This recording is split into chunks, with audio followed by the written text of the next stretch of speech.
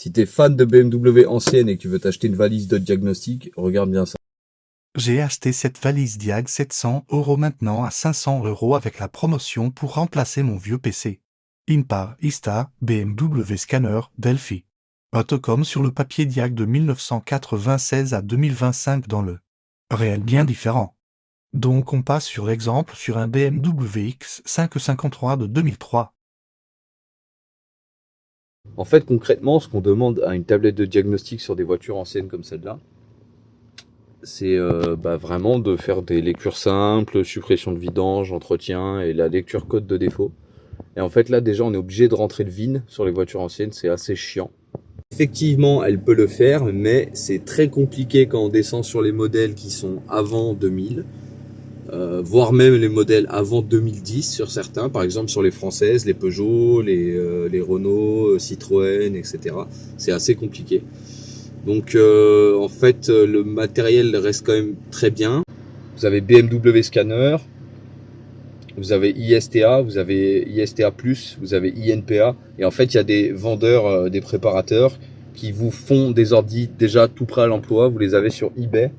Et en fait, ça vaut dans les 300-400 € généralement, des fois 500 € selon le nombre de programmes qu'il y a dessus, est-ce qu'il y a du coding, etc. Et là, au moins, vous avez un truc où vous pouvez vraiment travailler, qui vous reviendra au final moins cher qu'une tablette comme ça. Après, si vous travaillez par exemple sur des voitures après 2010, cette tablette-là sera plus réactive que du coup ISTA, INPA, les anciens systèmes entre guillemets qui sont BMW et Mini Cooper.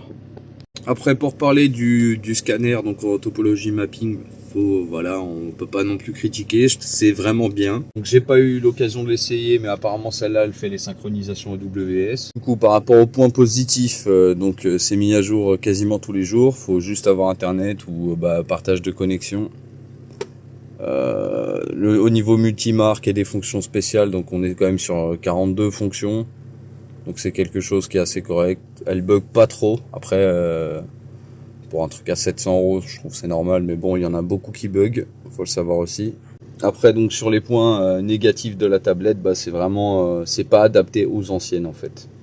Le service client est très réactif. Par exemple, j'arrivais pas à scanner une ancienne voiture et le lendemain, j'ai pu la scanner car ils m'ont mis à jour ma tablette. Il y a certains softwares qui étaient pas à jour, etc. Donc ça, c'est assez bien. Mais voilà, donc c'est à privilégier pour des voitures plus récentes. Si vous voulez acheter une tablette comme ça, sinon je vous conseille un certain listing de PC que je vais vous mettre en photo et d'autres tablettes par exemple comme les marques Autel qui elles peuvent lire sans problème les anciennes.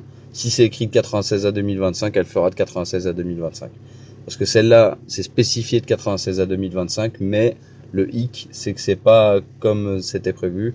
C'est-à-dire que de 96 à 2010, on a beaucoup d'erreurs et de latence. Donc j'ai essayé cette tablette de diagnostic sur une dizaine de véhicules différents et 4 types de moteurs différents de BM avant 2010. Si cette vidéo t'a plu, n'hésite pas à t'abonner. Si tu as des questions, n'hésite pas à écrire en commentaire ou à m'envoyer un message privé. J'essaierai d'y répondre.